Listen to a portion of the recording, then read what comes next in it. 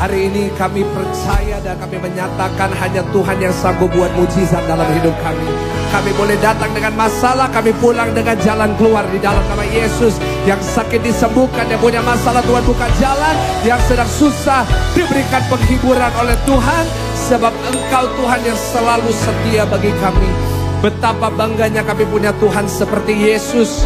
Tuhan yang tidak pernah meninggalkan, Tuhan yang tidak pernah membiarkan kami. Bahkan Tuhan yang selalu memberikan kami kasih karunia untuk menghadapi apapun yang kami hadapi hari ini.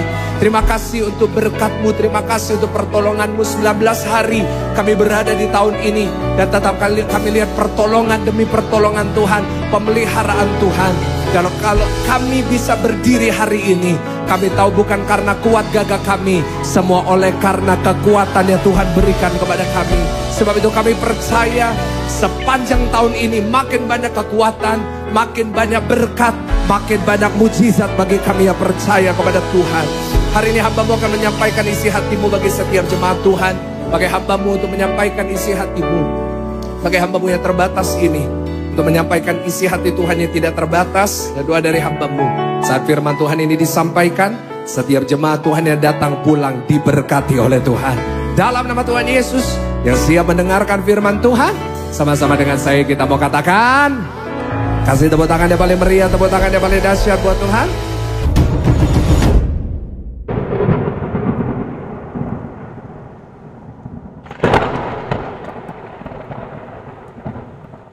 Silakan duduk Bapak Ibu Saudara sekalian.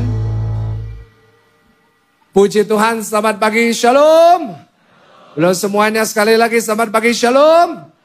Tuhan Yesus baik, amin. Kasih tahu kanan saudara, Tuhan Yesus baik.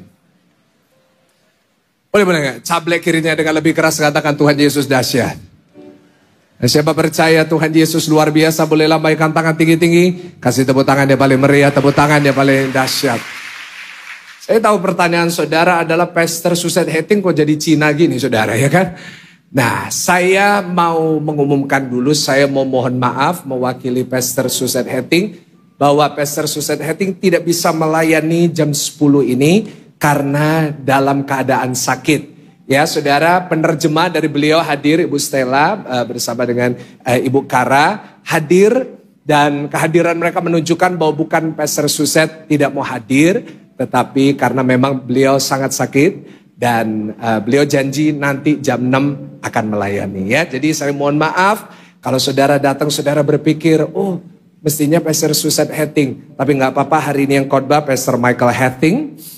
Ya, dan hari ini saya akan khotbah dalam bahasa Inggris. Oke, so let's open our Bible together. Nah. Ya, dan saya berdoa dan saya percaya dalam Tuhan gak ada yang kebetulan. Amin. Kalau hari ini Tuhan izinkan saya yang khotbah jam ini, saya percaya ada sesuatu pesan Tuhan yang Tuhan ingin sampaikan kepada saudara semuanya. Yang siap mendengar firman Tuhan katakan amin. Kita buka Alkitab kita bersama-sama di dalam 2 Korintus pasal 12 ayat 7 sampai ayatnya yang ke-9. 2 Korintus pasalnya yang ke-12 ayatnya ke-7 sampai ayatnya yang ke-9. Bapak Ibu, tadi pagi jam 8 saya mulai dengan satu seri khotbah yang baru. Karena memang dari hari ini sampai nanti bulan Februari saya sedang memulai satu seri khotbah yang baru. Yang doa saya bisa menjadi berkat buat jemaat GSJS. Jadi hari ini saudara jam 10 juga dapat kesempatan untuk mendengar pesan Tuhan ini.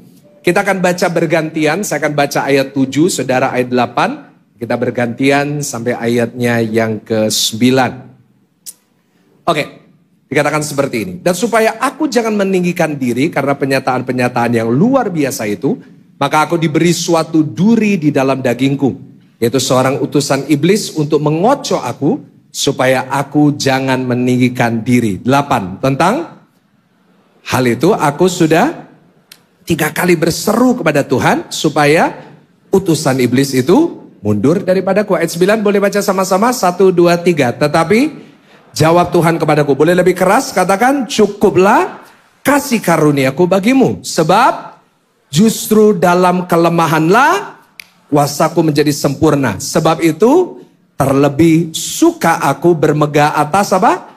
Kelemahanku, supaya kuasa Kristus turun menaungi aku. Ya percaya sama-sama kita katakan, Amin. Nah, hari ini saya akan mulai satu seri khotbah. Saya beri judul untuk seri khotbah ini dengan judul Melihat Kuasa Tuhan dalam Kelemahan. Ulangin, 1, 2, 3. Ya, melihat kuasa Tuhan dalam kelemahan.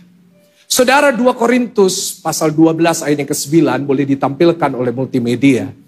Menceritakan kepada kita sebuah jawaban doa dari Tuhan kepada Rasul Paulus. Di mana Rasul Paulus pada saat itu di dalam pelayanannya dia sedang mengalami kelemahan yang besar. Yang dia sebut dengan duri di dalam dagingnya. Yang dia sebut sebagai utusan iblis yang dikirim untuk mengocok aku.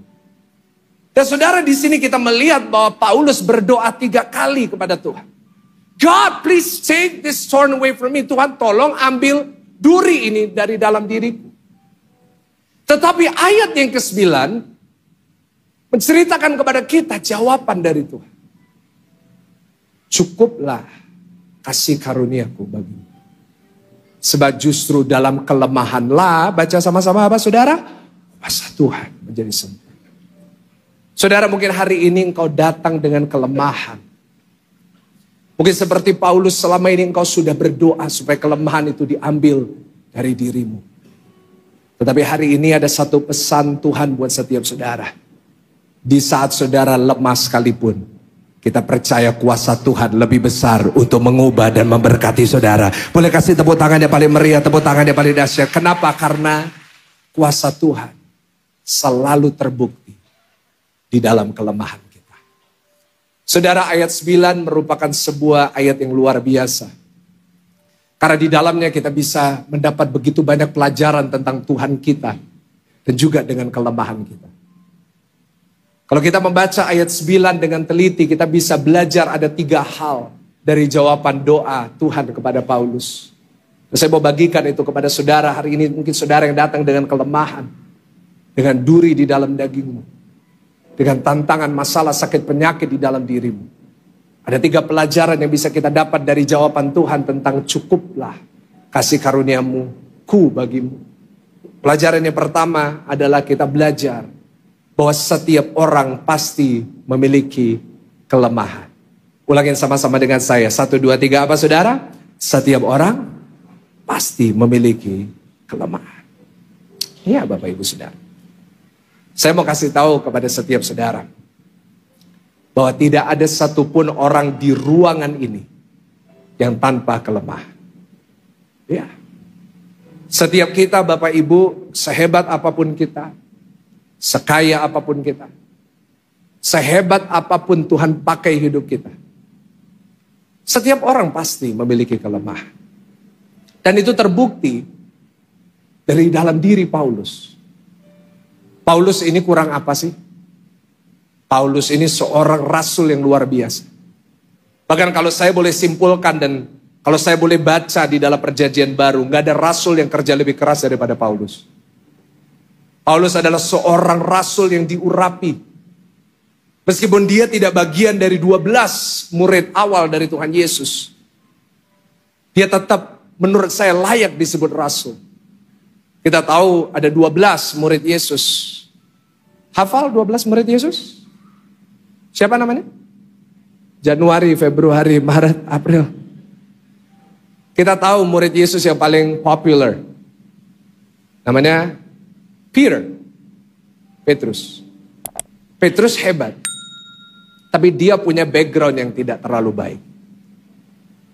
Dia seorang nelayan, bukan seorang yang terpelajar. Kita lihat Yohanes pun murid yang paling dikasihi, dia pun juga seorang nelayan. Kita melihat ada seorang yang bernama Matius. Matius seorang yang dipakai oleh Tuhan, tetapi ingat sebelumnya dia seorang pemungut cukai. Oh, tetapi Paulus, oh haleluya. Paulus bagian dari kaum paling elit pada zaman itu. Dikatakan Paulus bagian dari bangsa Romawi.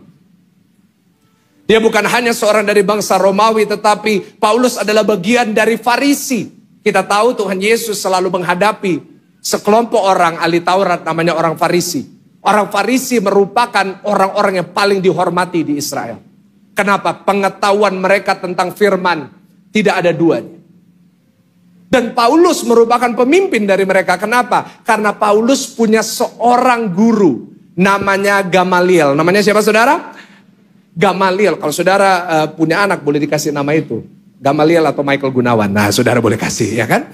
Nah Gamaliel itu guru besar teolog pada saat itu. Yang paling dihormati di seluruh Israel. Amazing. Dan murid kesayangan Gamaliel itu Paulus. Kenapa? Paulus smart. Paulus hebat. Dan setelah dia bertobat, Paulus pelayanannya tiada taranya. Paulus membangun 14 gereja selama 13 tahun. Surat yang saudara dan saya baca, surat Filipi, surat Efesus, yang baru kita baca surat 2 Korintus. Itu gereja-gereja Pak. Gereja di Filipi, gereja di Korintus, gereja di Efesus. Yang membangun, yang merintis adalah Paulus. Tidak terhitung berapa banyak jiwa yang dimenangkan lewat pelayanan Paulus. Bahkan kalau saudara lihat di dalam perjanjian baru, Alkitab kita kan dibagi dua, perjanjian lama, perjanjian baru 27 pasal. 13 dari 27 pasal itu tulisannya Rasul Paulus. Kalau dihitung jumlah tulisannya, kata-katanya dari seluruh perjanjian baru, Paulus menulis 25%. Seperempat perjanjian baru ditulis oleh Paulus. Kurang apa coba? Kalau saudara dan saya, bahkan kalau saya berkata pelayanan saya sudah kerja keras, saya malu, saya angkat topi kepada Paulus. Nah kita lihat seorang yang begitu hebat. Begitu cinta Tuhan, melakukan semua yang benar, pertobatannya sempurna. Tetapi kita pun lihat bahwa di dalam dirinya tetap ada kelemahan. Bahkan disebut ada duri di dalam daging. Dari situ saya simpulkan Bapak Ibu, semua orang pasti punya apa? Kelemahan. Karena kalau Rasul Paulus aja punya kelemahan, apalagi kita senggol kanan kiri dengan keras, apalagi lo. Apalagi kita. Kalau Paulus sehebat itu aja punya kelemahan. Punya duri di dalam daging. Apalagi Michael Gunawan. Apalagi setiap jemaat yang menyaksikan ini. Saudara, kenapa sih setiap orang diizinkan untuk memiliki kelemahan? Mungkin saudara berkata dengan saya, Pak kenapa ya Pak? Kok Tuhan gak ambil itu dari diri saya? Kenapa Tuhan gak selesaikan? Sehingga setiap orang pasti punya kelemahan. Karena saya catat, seringkali diizinkan Tuhan ada kelemahan yang kau miliki. Supaya engkau tahu dan sadar engkau tetap terbatas. Dan supaya engkau gak sombong. Cablek kanan kiri kasih tahu, jangan sombong. Kenapa diizinkan kita punya kelemahan? Kenapa sehebat-hebat kita, sekaya, sesukses kita, tetap akan ada kelemahan atau titik di dalam hidup kita di mana masih ada duri di dalam diri kita. Supaya kita ini sadar kita ini terbatas. Tapi justru di saat kita sadar kita terbatas, kita berharap kepada Tuhan. Kenapa? Karena kita boleh terbatas, tapi kita punya Tuhan yang tidak terbatas. Boleh kasih tepuk tangan yang paling meriah, tepuk tangan yang paling dahsyat. Semua orang pasti punya kelemahan. Karena itu saya punya satu pesan nasihat buat saudara semuanya. Bagi saudara yang hari ini punya kelemahan, jangan merasa diri saudara paling menderita. Saya ulangin sekali lagi. Saudara yang punya kelemahan, saudara yang punya duri di dalam dagingmu, jangan pernah merasa diri saudara paling apa? Kadang-kadang ya, kita suka merasa diri kita paling menderita. Kenapa? Karena rumput tetangga pasti lebih hijau. Seringkali kita lihat, oh hidupnya orang lain lebih enak. Kita sukanya lihat di social media. Kita lihat Instagramnya orang, kita lihat storynya orang, kita lihat liburannya orang, kita lihat bahwa semuanya penuh dengan keindahan. Tapi percaya dengan saya seorang gembala. Saya menerima banyak konseling dari banyak jemaat yang saya gembalakan. Saya mau beritahu kepada saudara, tidak semua yang ada di social media orang itu mewakili seluruh kehidupannya. Karena di balik setiap senyuman dari jemaat yang ada di social media, saya tahu di balik itu ada kelemahan yang kita alami. Mungkin itulah saudara. Mungkin di social media rumah tanggamu bahagia. Mungkin di social media hubunganmu dengan suami, hubunganmu dengan istri begitu indah. Tetapi di baliknya engkau gak bicara. Di baliknya engkau bisa ranjang. Di baliknya engkau jengkel, engkau kepahitan dengan suami atau istrimu. Bahkan dengan orang tua, dengan anak-anakmu. Mungkin itu kelemahanmu. Tetapi hari ini kabar baik buat saudara. Bahwa di dalam kelemahan kita sekalipun, kita kuat. Kenapa? Karena ada kuasa Tuhan di dalam setiap kelemahan kita. Boleh kasih tepuk tangan yang paling meriah buat Tuhan. Nah, yang kedua Bapak Ibu Saudara, yang saya pelajari dari ayat 9 adalah selain setiap orang pasti punya kelemahan, saya catat. Yang kedua, yang saya dapatkan adalah Tuhan selalu mendengar doa kita. Ada amin? Tuhan selalu. Lihat ayat 9. Tetapi jawab Tuhan kepadaku. Di sini kita lihat bahwa setiap doa kita kepada Tuhan, tidak ada satupun yang tidak didengar oleh Tuhan. Semuanya didengar Tuhan. Ada amin? Dan percayalah kalau Tuhan mendengar doa kita, Tuhan pasti menjawab doa saudara dan saya. Hari ini saudara lagi doa minta apa? Hari ini saudara doa perlu apa? Dengar baik. Saat engkau doa sama Tuhan, Tuhan mendengar setiap doa saudara. Amin? Tapi kenapa seringkali kita merasa Tuhan gak menjawab doa kita? Seringkali kita merasa Tuhan tidak menjawab. Karena saya catat, karena tidak semua jawaban Tuhan itu kita suka. Not everything that God gives us an answer to, itu kita suka. Kita belum tentu suka sama jawaban Tuhan dari doa kita. Paulus doa, Tuhan, ambil duri ini dari diriku. Ambil kelemahan ini. Tapi jawaban Tuhan berkali-kali tetap, cukuplah kasih karuniaku bagimu. Sebab justru dalam kelemahanlah kuasaku menjadi apa? Mungkin hari ini engkau sudah capek doa sama Tuhan. Karena Tuhan tidak segera mengambil kelemahan itu. Tetapi ingat, seringkali jawaban Tuhan itu tidak selalu kita suka. Tapi percayalah apapun jawaban Tuhan, kita suka maupun tidak suka, jawaban Tuhan pasti mendatangkan kebaikan dalam hidup kita. Ada amin? Kasih tepuk tangan, jangan nanggung, jangan cuma satu orang, kita semua kasih tepuk tangan buat Tuhan. Dan yang ketiga yang saya pelajari dari ayat 9 adalah kuasa Tuhan pasti lebih besar dari kelemahan kita.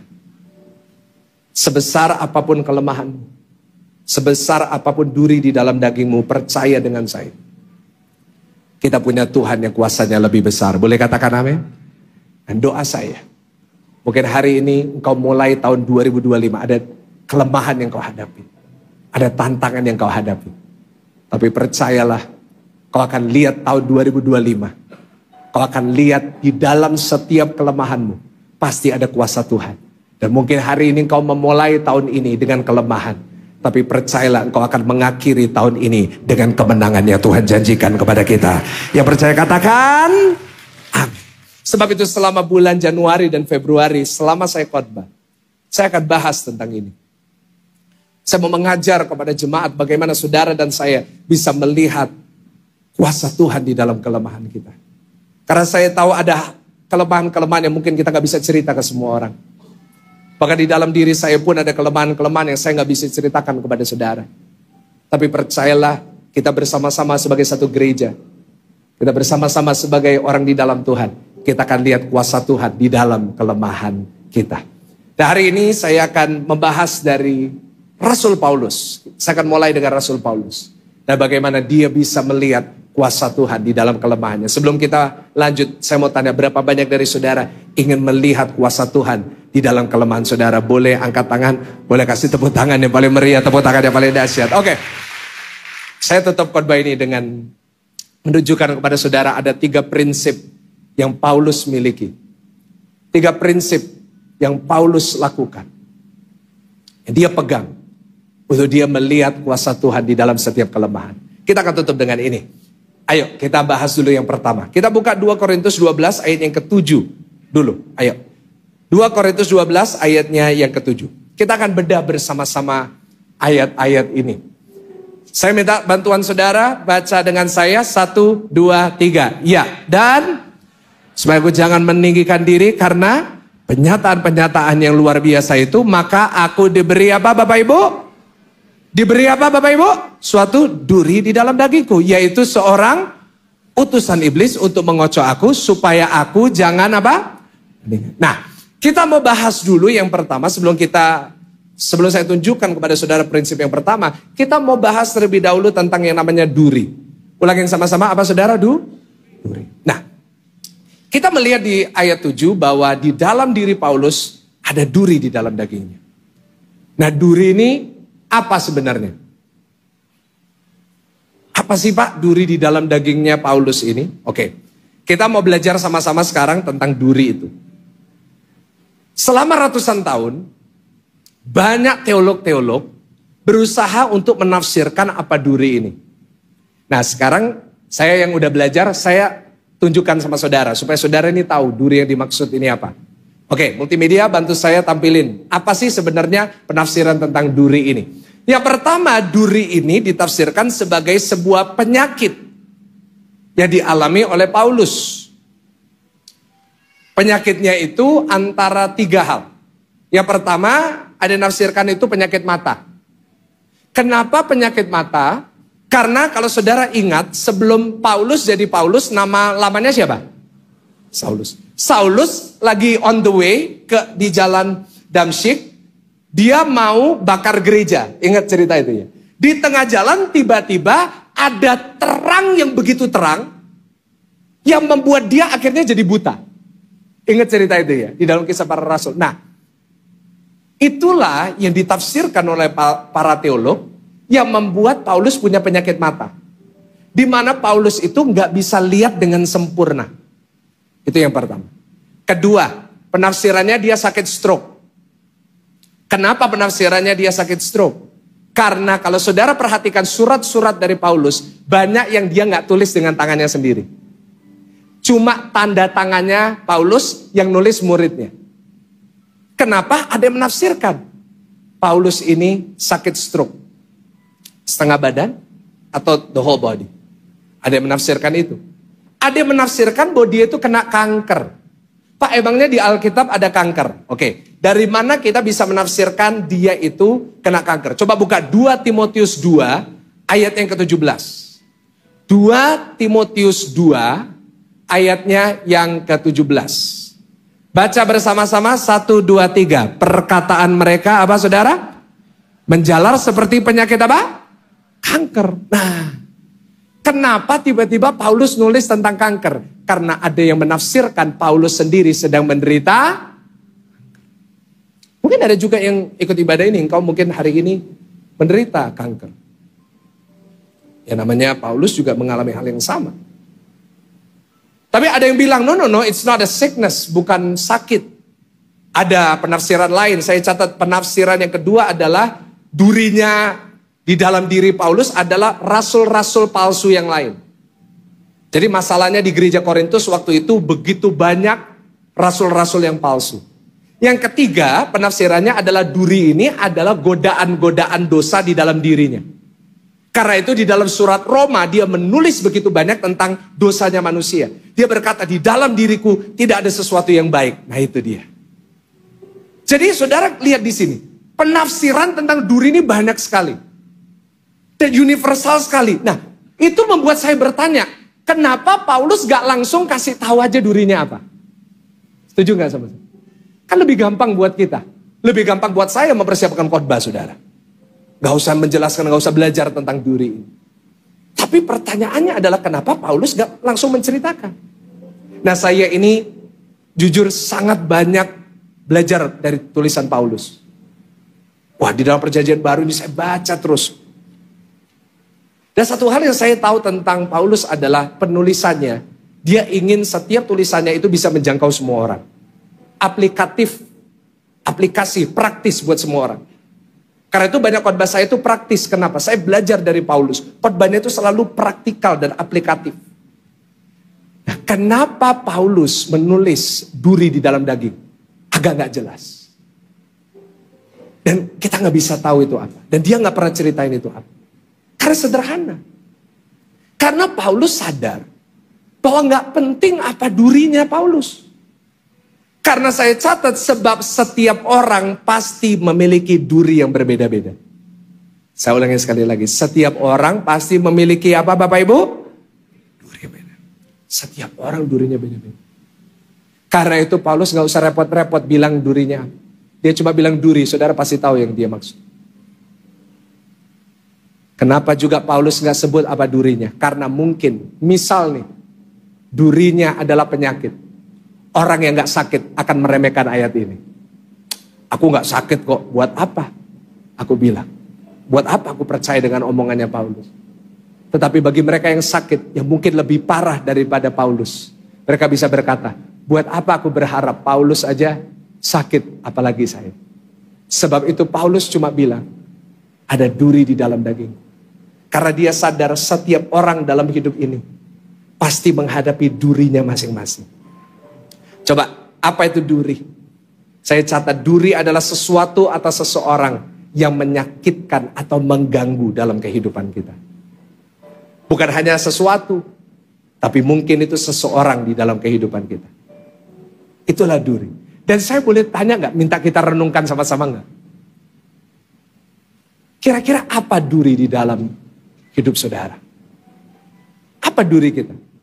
Coba boleh nggak tanya kanan kiri? Apa durimu? Ada yang jawab, Yokon itu duriku. Haleluya, jangan.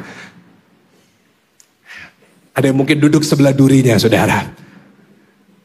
Dan hari ini kalau saudara merasa saudara nggak punya duri dalam hidupmu, artinya engkaulah durinya. Everyone, termasuk yang lagi khotbah, termasuk Pastor Michael Gunawan. Saya pun juga punya duri dalam hidup saya. Pastor, apa durinya? Jangan kepo. Nggak usah tahu. I just want to tell you something. Everyone has their thorn. Mungkin duri itu bisa dalam bentuk suamimu yang gak mau berubah sampai hari ini. Duri itu mungkin dalam bentuk istrimu yang kau sudah gak tahan hidup bersama dengan. Mungkin itu mertuamu, mungkin itu orang tuamu. Mungkin duri itu sakit penyakit. Mungkin duri itu masalah keuangan. Mungkin duri itu bicara tentang kegagalan. Tetapi ingat, setiap orang punya duri yang berbeda-beda. Tetapi kabar baiknya adalah kita memang punya duri yang berbeda-beda. Tapi kita semua punya Tuhan yang sama, yang sanggup mengubah duri menjadi berkat. Boleh katakan amin? Boleh kasih tepuk tangan yang paling meriah, tepuk tangan yang paling dahsyat. Dan Paulus doa untuk duri itu. God, please take this away from me.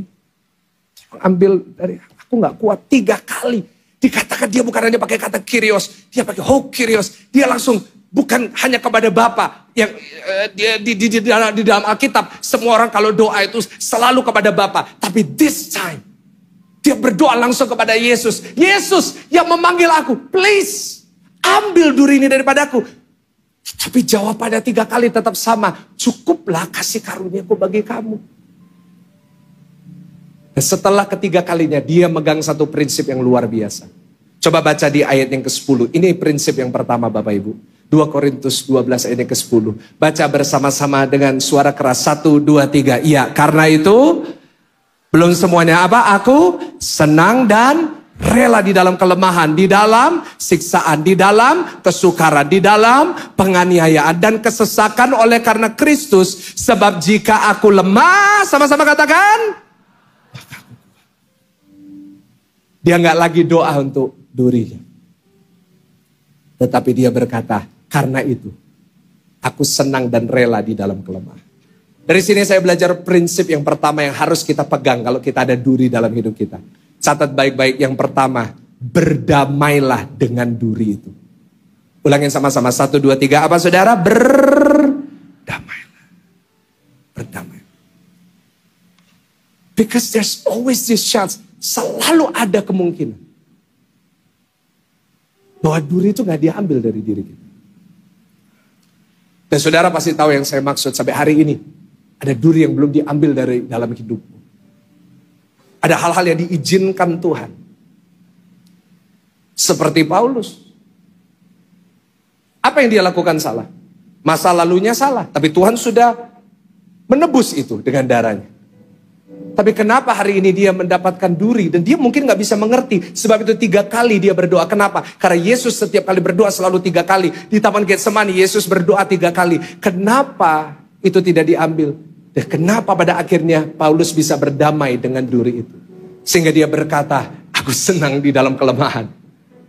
Aku senang di dalam duri itu. Kenapa? Karena dia sadar, saya catat di slide, bahwa kalau Tuhan tidak ambil duri itu dari hidup kita, Tuhan pasti punya maksud dan alasan tersendiri.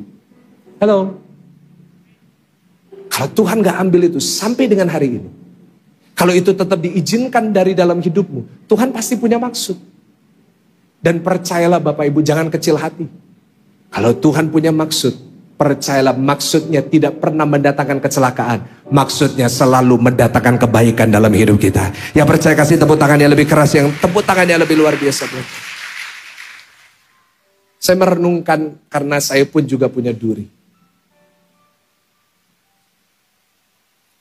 Saya merenungkan bahwa mungkin Tuhan tidak mengambil duri itu karena Tuhan ingin mengajarkan kita sesuatu dengan duri itu. He wants to teach us something. Dan seringkali cara paling efektif untuk Tuhan mengajar kita bukan hanya melalui nasihat. Karena kita hari-hari ini gak pernah kekurangan nasihat. Setuju gak sama saya? Buka explore di Instagram saudara. Semuanya pasti banyak tentang firman. Kalau algoritma saudara tentang firman loh ya. Beda lagi kalau enggak. Kalau saya lihat begitu banyak firman. Kita gak pernah kekurangan nasihat. Di GCS nggak pernah kekurangan nasihat. Setiap hari saya selalu ada di depan kamera. Setiap hari, setiap pagi jam 5. Saya tidak pernah absen, saya khotbah. Memberikan nasihat kepada jemaat. Hari-hari ini gak pernah kekurangan nasihat. Tapi seringkali nasihat itu gak efektif. Masih ada orang dengar khotbah. Hari Minggu, dengar khotbah, gak mau dengerin. Masih ada orang waktunya dengar khotbah. Main handphone, cerita, ngobrol sama sebelah. Buka Instagram, buka WA. Seringkali nasihat gak cukup. Karena kita sering meremehkan nasihat, tapi seringkali Tuhan bisa mengajar kita melalui persoalan dan tantangan. Saya rasa Bapak Ibu, semakin saya dewasa di dalam iman saya, semakin saya bertumbuh sebagai seorang gembala, saya belajar bahwa seringkali akan ada yang Tuhan izinkan tetap ada di dalam kehidupan kita. Karena Tuhan ingin kita belajar sesuatu. Mungkin duri itu diizinkan ada dalam hidup saudara, supaya kita belajar lebih sabar. Senggol kanan kiri, sabar. Mungkin duri itu diizinkan dari hidup saudara supaya saudara belajar lebih rendah hati dan gak sombong. Mungkin duri itu diizinkan dalam hidup saudara supaya saudara itu bisa mengasihi orang tanpa pamrih. Mungkin duri itu diizinkan di dalam hidup saudara supaya saudara itu mengasihi orang bukan supaya hanya dapat untung, tetapi karena saudara benar-benar mengasihi dia seperti Yesus mengasihi dia. Seringkali diizinkan untuk kita belajar. Kenapa? Karena saya yakin bahwa setiap kali Tuhan mau memberkati seseorang, Tuhan harus terlebih dahulu memperbesar kapasitasnya. Saya punya keyakinan tahun ini Tuhan akan membuat sesuatu yang baru dalam hidup saudara. Saya punya keyakinan Tuhan ingin memperbesar berkat saudara. Tapi kapasitasnya harus makin besar. Dan seringkali cara yang paling mudah untuk dia memperbesar kapasitasmu saat kita gak mau dengar nasihat adalah ketika dia izinkan. Seperti diizinkan kepada Paulus, ada duri di dalam dagingmu. Tetapi doa saya, di saat dia izinkan itu, kau gak nyerah di situ. Kau gak dihancurkan dengan duri itu. Tapi duri itu memperbesar kapasitas saudara. Sehingga saat Tuhan sudah siap untuk melimpahkan sesuatu yang baru, berkat yang baru dalam hidup saudara, saudara udah berubah dan kapasitas saudara sudah diperbesar. Sehingga setiap berkat yang Tuhan siapkan, saudara bisa terima di dalam nama Tuhan Yesus. Yang percaya sama-sama kita katakan, amin. Jadi hari ini, kita rubah sama-sama. Kalau memang duri itu diizinkan ada di dalam hidupmu, seringkali keputusan yang paling bijaksana adalah berdamailah dengan duri itu. Hadapi duri itu. Katakan kepada Paulus, aku senang di dalam kelemahan. Kenapa? Sebab jika aku lemah, maka aku kuat. Ulangin sama-sama, jika apa? Aku lemah, maka aku kuat. Ya percaya, kasih tepuk tangan sekali lagi. Ya paling meriah tepuk tangan, ya paling dahsyat. Sekarang yang kedua prinsipnya. Yang pertama kita berdamai dengan duri kita. Sekarang yang kedua. Saya minta multimedia bantu saya 2 Korintus 11 ayat yang kelima. Nah, duri di dalam diri Paulus tadi kan kita udah tafsirkan itu penyakit. Nah, kenapa saya tadi bilang tentang rasul-rasul palsu? Karena kita harus lihat sama-sama tentang Rasul Paulus. Yang melemahkan dia bukan hanya mungkin duri di dalam dagingnya, tetapi adalah orang-orang di sekitarnya. 2 Korintus 11 ayat yang kelima. 2 Korintus 11 11 ayatnya yang kelima. 2 Korintus pasal 11 ayat yang kelima, tetapi menurut pendapatku sedikit pun, aku tidak kurang daripada rasul-rasul yang tidak ada apa saudara? Nah, ini agak sarkastik, saudara ngerti ya sarkasme ini? Jadi aku tidak kurang daripada rasul-rasul yang gak ada taranya itu. Dia lagi nyindir. Karena ada rasul-rasul palsu pada saat itu yang merasa dirinya lebih hebat dari orang lain. Lompat ke ayat 13 sampai 15. 2 Korintus 11 ayat 13 sampai 15. Dikatakan seperti ini di ayat 13 sampai 15. Sebab orang-orang itu, baca sama-sama dengan saya 1, 2, 3, apa adalah rasul-rasul palsu, pekerja-pekerja curang yang menyamar sebagai ayat 14. Dikatakan hal itu tidak usah mengherankan sebab iblis pun menyamar sebagai malaikat terang. Ayat 15 dikatakan apa? Jadi bukanlah suatu hal yang ganjil jika pelayan-pelayannya menyamar sebagai pelayan-pelayan kebenaran. Kesudahan mereka akan setimpal dengan perbuatan mereka. Karena itu jangan heran kalau ada pelayan-pelayan Tuhan, kalau ada hamba-hamba Tuhan yang palsu. Karena iblis pun seringkali bisa menyamar sebagai malaikat terang. Karena itu gak usah kecewa sama manusia. Gak usah kecewa sama pendeta, biarin aja. Karena Paulus menghadapi itu. Kelemahan dari Paulus adalah bukan cuma duri di dalam dagingnya. Tapi dia itu punya orang-orang sekitarnya yang sangat bencekno. Saudara tahu bencekno? Coba tanya kanan kiri, ada gak orang bencekno dalam hidupmu? Jawabannya kadang-kadang sama, ya koning gue. Haleluya Bapak Ibu Saudara. Ada gak sih? Saya yakin kalau saya suruh saudara bayangin, saudara pasti tahu yang saya maksud orang itu. Mungkin di bayangan saudara udah ada orang itu. Bagi Rasul Paulus, kelemahannya adalah orang-orang rasul-rasul ini. Apa yang mereka lakukan? Saya tunjukin sama saudara. Mereka menyebarkan Injil yang lain. Oh, saya catat di slide. Mereka nyebarin setiap kali Paulus ngajar sesuatu dibantah. Paulus ngajar sesuatu dibantah. Yang kedua, apa yang mereka lakukan? Mereka jelek-jelekin Paulus. Ada nggak orang dalam hidup saudara suka jelekin saudara? Ada yang jawab banyak Bapak Pendeta. Iya, nggak apa-apa. Paulus aja juga kok. 2 Korintus 10 ayat 10. Ini sebenarnya ya, semua itu ada di dalam surat Korintus. Tapi kalau saya baca semua, ibadah ini nggak cukup. Nah, coba baca dengan suara keras. 1, 2, 3. Sebab, kata orang, surat-suratnya memang tegas dan keras. Tetapi bila berhadapan, muka sikapnya apa? Lemah dan perkataan-perkataannya tidak apa? Jadi rasul-rasul ini suka jelekin Paulus. Dan karena memang Rasul Paulus itu bukan seorang pengkhotbah yang baik. Talentanya bukan khotbah. Nah, dia udah tahu dia punya kelemahan, khotbahnya gak terlalu bagus, sikapnya lemah, orangnya cuma panggung. Dikatain sama orang. Kadang-kadang kita udah tahu kelemahan kita, tapi yang membuat lebih parah adalah orang ngomong itu tentang kita. Setuju gak sama saya? Saudara saya tahu saya ini agak pendek.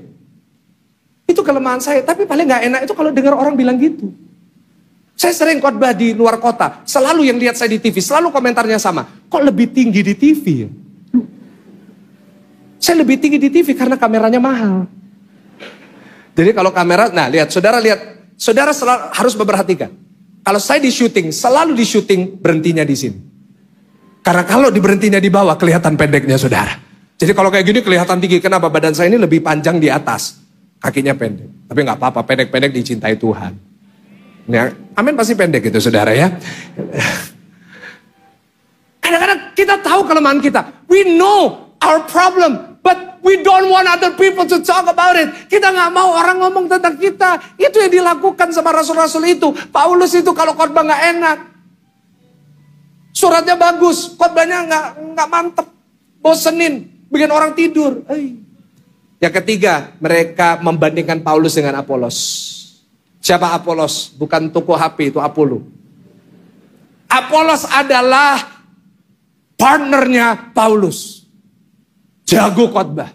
Jago. Karismatik. Sedangkan Paulus malu-malu kucing. Semua yang bandingin. Enakan Apolos. Bagusan Apolos. Kita udah tahu kelemahan diomongin udah sakit. Yang lebih sakit adalah saat kita dibandingkan sama orang. Bu, jangan suka bandingkan suamimu dengan suami orang. Nggak ada yang amin, nggak apa-apa, nggak apa-apa. Bu, saya ulangi sekali lagi, jangan suka bandingin suami dengan suami orang. Karena ingat, semua laki itu sama saja. Aduh. Jangan selalu suka bandingin, suaminya dia lebih gini. Percaya sama saya. Setiap rumah tangga pasti punya kekurangannya dan kelebihan.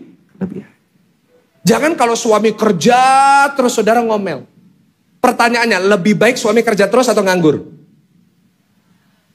Nah, tapi saudara suami kerja marah terus kan? Kadang-kadang kita itu suka bandingin. Kita nggak tahu. Itu nyakitin buat suami kita. Bapak-bapak juga sama. Jangan suka bandingin istrimu dengan istri orang, Pak. Percayalah semua wanita itu sama. Karena women are always right. Perempuan selalu benar.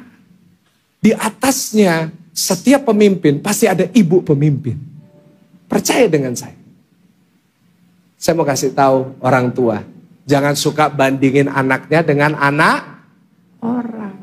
Kamu tuh gak bisa sepintar anaknya temannya mama. Dia nilainya bagus-bagus. Dia pintar. Kenapa kamu enggak?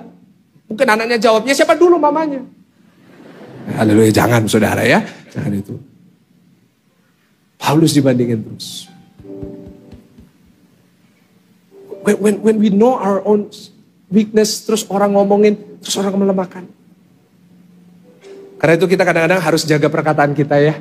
Setuju gak sama saya? Kita tuh harus jaga loh. Harus sadar ada kuasa di dalam perkataan kita. Perkataan itu punya kuasa untuk membangun. Tapi kuasa yang sama juga bisa dipakai untuk menghancurkan seseorang. Seseorang bisa bunuh diri hanya karena perkataan orang. Seseorang bisa bunuh diri hanya karena bully dari orang. Paulus ngadepin itu kasihan banget ya. Tapi prinsipnya yang kedua yang membuat dia terus bertahan apa? Coba buka 2 Korintus pasal yang ke-11 ayat yang ke-12. 2 Korintus 11 ayat yang ke-12. Boleh gak baca bersama-sama dengan saya dengan suara yang keras? 1, 2, 3. Ya, tetapi apa yang kulakukan? Boleh gak lebih mantap lagi katakannya? 1, 2, 3. Tetapi apa yang kulakukan akan tetap. Boleh gak tepuk dada saudara sama-sama katakan. Apa yang aku lakukan akan. What I was doing, I will keep doing. Apapun yang aku lakukan. Orang mau bilang apa. Orang mau bandingkan aku. Orang boleh nyebut aku seperti apapun. Aku akan tetap lakukan apa yang aku lakukan. Dari situ saya belajar prinsip kedua dari Paulus. Adalah fokuslah kepada panggilanmu. Boleh katakan amin? Apa? Fokuslah kepada. Setiap orang pasti punya panggilan berbeda-beda. Dan panggilannya masing-masing. Fokus sama panggilan saudara. Ada yang dipanggil jadi pendeta.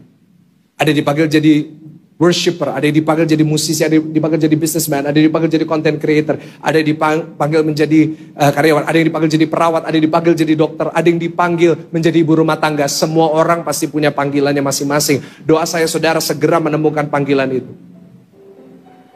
Tetapi di saat seringkali kita berada di dalam panggilan, ada satu hal yang selalu membuat kita ingin keluar dari panggilan itu. Paulus ada di dalam panggilannya. Selalu ada alasan. Perkataan orang, dibandingkan orang, kelemahannya sendiri. Yang membuat dia ingin berhenti dari panggilan itu. Bahkan Paulus pernah berkata, lebih baik aku pulang ke rumah Bapa. Lebih baik kalau aku pergi. Kenapa? Karena dia mungkin sudah lelah dengan perkataan orang. Tapi hari ini saya mau katakan sesuatu kepada saudara. Apapun kata orang, ingat kata orang gak pernah menentukan hidup saudara. Yang menentukan hidup saudara adalah kata-kata Tuhan. Dan dia berkata kau dipanggil. Kasih tepuk tangan yang paling meriah, tepuk tangan yang paling dahsyat. Kalau engkau ingin lihat kuasa Tuhan di dalam kelemahanmu, perhatikan baik-baik. Fokus aja sama panggilan saudara. Gak usah hiraukan kata orang. Boleh katakan amin? Saya catat, jangan biarkan manusia menjadi penghalang untuk engkau mengerjakan panggilanmu dalam hidup. Siapapun orang itu. Siapapun yang mengatakan itu.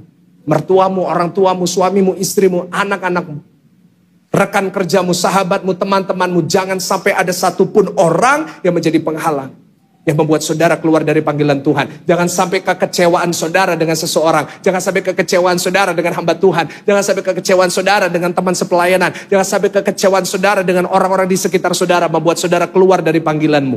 doa saya seperti Paulus, pegang prinsip. Apa yang aku lakukan akan tetap aku lakukan. Boleh katakan amin? Bapak Ibu, percaya dengan saya. Kadang-kadang perkataan orang itu memang menyakitkan.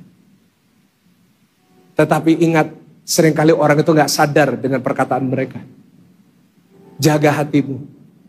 Jangan biarkan perkataan orang melemahkan saudara. Yang percaya boleh katakan amin. Saya dulu hampir berhenti main musik. Saudara lihat sekarang saya di doa pagi, saya main piano sambil saya nyanyi.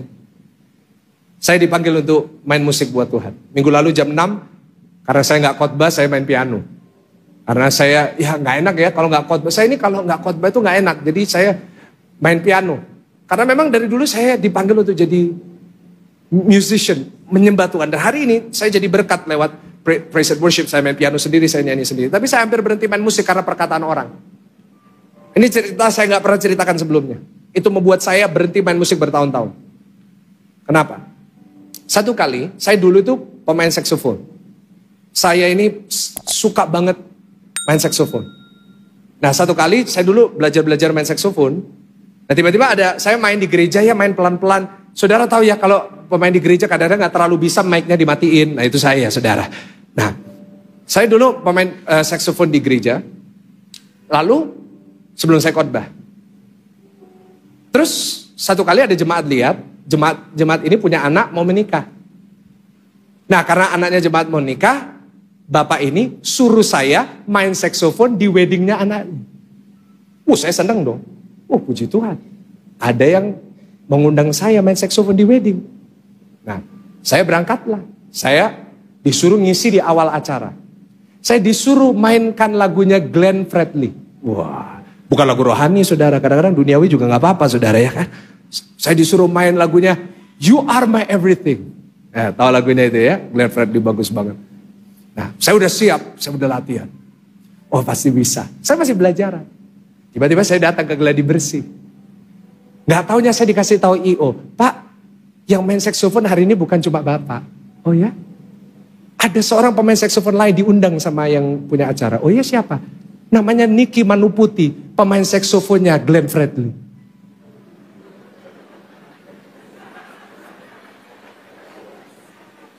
Jadi saya disuruh main saksofon di depan pemain saksofonnya Glenn Fredly yang memainkan saksofon untuk Glenn Fredly, lagu yang akan saya mainkan.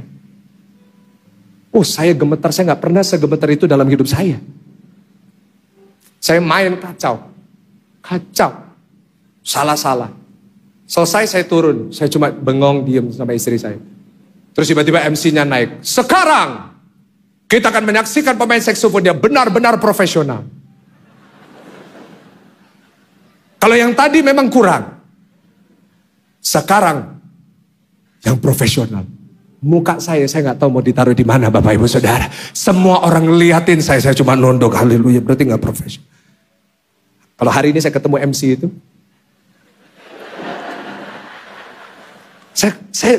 Saya lagi inget-inget nama siapa MC itu. Tapi gak apa-apa, Tuhan mengasihi dia. Saya berkati dia nanti saudara ya. Tapi pada saat itu membuat saya berhenti main saksofon. Berhenti main musik. Dan seandainya saat itu saya gak fokus sama panggilan saya. Dan saya memutuskan udah saya gak mau main musik sama sekali. Saya benar-benar tersakiti waktu itu. Mungkin saya gak akan doa pagi sambil nyanyi buat setiap jemaat, ribuan jemaat setiap hari. Saya hanya mau kasih tahu sama saudara. Kadang-kadang orang itu gak maksud ya. Kadang-kadang iblis itu bisa pakai kata-kata orang untuk ngelemahin kita. Gak apa-apa. Kau usah dengerin mereka. Dengar aja firman. Dan firman Tuhan berkata engkau berarti, engkau dipanggil, engkau diberkati, engkau akan dipakai Tuhan luar biasa. Santai aja dalam hidup. Dan yang ketiga, yang terakhir Bapak Ibu Saudara. Ya kita baca 2 Korintus 12 ayat yang ke-9. 2 Korintus 12 ayat yang ke-9. Sebagai ayat terakhir, kita mau baca dengan suara keras. 1, 2, 3, iya. Tetapi jawab Tuhan kepadaku apa saudara? Cukuplah kasih karuniaku bagimu. Sebab justru dalam kelemahanlah kuasaku menjadi apa? Sempurna. Sebab itu terlebih suka aku bermegah atas kelemahanku. Supaya kuasa Kristus turun apa? Menaungi aku. Poin yang pertama tadi apa Bapak Ibu Saudara? Kita harus berdamai dengan apa? Duri kita. Yang kedua fokus sama apa? Panggilan kita. Yang ketiga catat baik-baik yaitu selalu pandang kasih karunia Tuhan. Ulangin sama-sama 1, 2, 3. Selalu apa? Coba tampilin ayatnya multimedia. Ayat 9 lagi. Lihat jawaban Yesus. Jawaban Tuhan. Tetapi jawab Tuhan kepadaku, cukuplah kasih karuniaku bagimu sebab justru dalam kelemahanlah kuasaku menjadi sempurna. Doanya tentang apa? Halo? Doanya tentang apa? Duri. Ambil duri ini. Take this thorn away from me. Ambil duri ini. Ambil kelemahan ini. Tetapi jawab Tuhan, cukuplah kasih karuniaku bagimu. Sebab justru dalam kelemahanlah kuasaku menjadi sempurna. Mana durinya? Kenapa Tuhan gak nyebut durinya? Padahal doanya tentang apa? Kenapa Tuhan gak perlu nyebut duri? Karena saya catat, duri atau tantangan atau apapun itu terlalu kecil dan remeh buat Tuhan.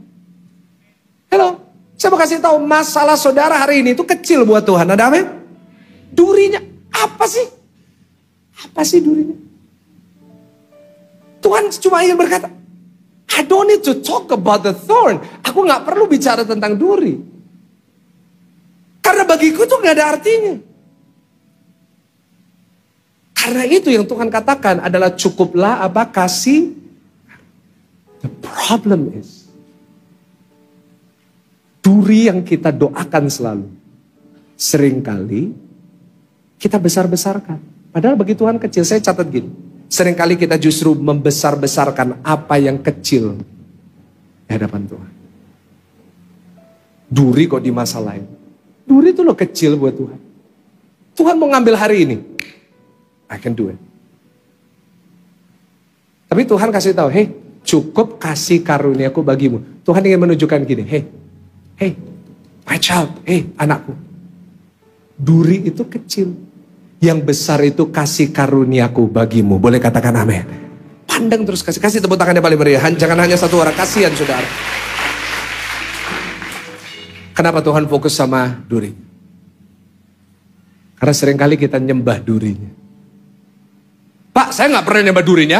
When did I worship the thorn? Kapan saya menyembah durinya? Loh, coba renungkan baik-baik. Doa Paulus 3 kali tentang duri. Bukan tentang Tuhan. Saat sesuatu berada di dalam doa kita lebih banyak dari Tuhan, kau sudah menyembah itu. Coba renungkan baik-baik. Isi doa kita lebih banyak tentang masalah atau tentang Tuhan?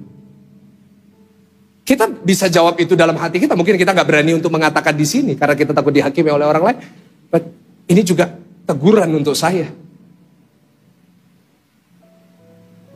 Sometimes we worship the problem and not God. Saya ditegur sama Tuhan melalui ini. Kadang-kadang masalahnya udah terlalu besar, sudah terlalu lama, sudah terlalu biasa kita bawa di dalam doa kita. Sampai kita lupa, isi doa kita tuh lebih banyak tentang masalahnya daripada tentang Tuhan.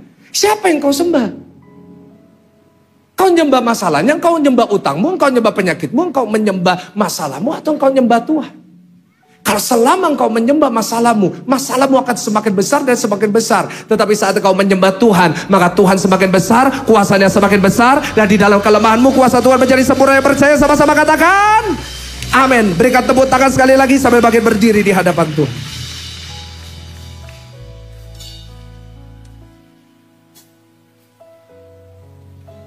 Berdamai dengan duri, fokus sama panggilan, dan selalu pandang kasih karunia.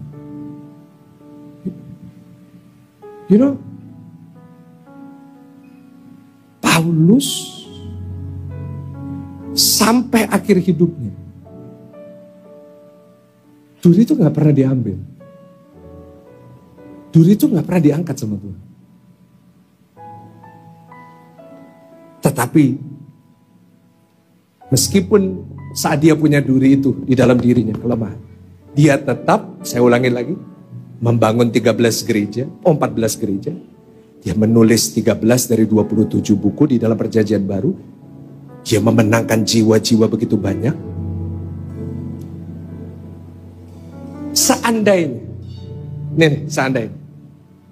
seandainya duri itu diambil, ceritanya beda loh. Beda ceritanya. Kita lihat durinya Paulus, dia dibandingin sama Apolos. Karena dia gak bisa khotbah kayak Apolos. Seandainya, let's talk about seandainya. Seandainya Paulus, durinya diangkat sama Tuhan, dikasih kemampuan berkhotbah. Tiba-tiba khotbahnya keren, tiba-tiba khotbahnya digandrungin banyak orang.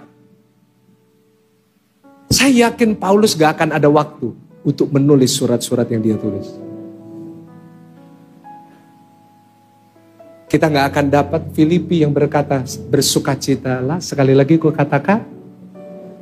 Kita gak akan dapat Efesus 3:20 yang berkata, bagi dialah yang sanggup melakukan jauh lebih banyak daripada kita doakan atau pikirkan, seperti yang ternyata dari kuasa yang bekerja di dalam kita. Tahu gak? Banyak ayat-ayat yang kau tulis di storymu, yang kau tulis sebagai ayat, verse of the day. Kau taruh sebagai wallpaper. Kau taruh untuk menjadi kekuatan buat dirimu. Tahu gak? Itu tulisan dari seseorang yang memiliki duri di dalam diri. Seandainya duri itu diambil dari diri Paulus, dia akan keluar dari panggilannya dan dia gak akan mengangkat bolpen dan dia menulis surat-suratnya yang menguatkan kita. I wonder, apakah mungkin duri itu diizinkan dalam hidup saudara untuk kau bisa jadi berkat buat banyak orang, untuk hidupmu bisa mengubah suamimu, istrimu, anak-anakmu. Untuk mungkin engkau yang akan dipakai Tuhan untuk menyelamatkan keluargamu. Tundukkan kepala saudara. Berapa banyak saudara yang punya duri di dalam diri saudara? Boleh angkat tangan kanan, taruh tangan kiri di dada. Saya mau doa buat saudara. Everyone has their thorns. Mungkin durimu adalah perceraianmu. Mungkin durimu adalah masa lalumu. Mungkin orang tuamu yang gak mau berubah. Mungkin suamimu, istrimu yang kau udah kehilangan pengharapan dari dirinya. Saya akan tetap berdoa untuk Tuhan tolong dirimu. Tetapi terlebih dahulu saya mau doa untuk Tuhan mengubah dirimu. Tuhan, doa dari hambamu, ubahlah, berikan kekuatan. Biar duri itu menjadi satu hal yang mengubah hidup mereka. Dan mengubah orang-orang di sekitar. Ubah hati mereka. Ubah sifat-sifat mereka yang tidak berkenan di hadapan Tuhan. Jadikan mereka lebih sabar. Jadikan mereka lebih rendah hati. Jadikan mereka lebih orang yang mengasihi tanpa pamrih. Meskipun duri itu tidak diambil, kami tetap senang di dalam kelemahan kami. Sebab kami tahu cukuplah kasih karunia Tuhan bagi kami. Hambamu sudah selesai, turunkan tangan saudara. Hambamu sudah selesai menyampaikan isi hatimu. Doa dari hambamu, berikan kekuatan bagi kami. Biarlah seri khotbah ini menjadi berkat bagi setiap jemaat yang mendengar. Biarlah seri khotbah ini yang sampai bulan Februari akan kami bahas, memberikan kami jaminan. Oh, di dalam setiap kelemahan kami, kuasa Tuhan menjadi sempurna. Di dalam nama Tuhan Yesus. Mari jemaat Tuhan yang sudah diberkati lewat firman Tuhan hari ini, sama-sama kita katakan, boleh kasih tepuk tangan yang paling meriah buat Tuhan. Silakan duduk Bapak Ibu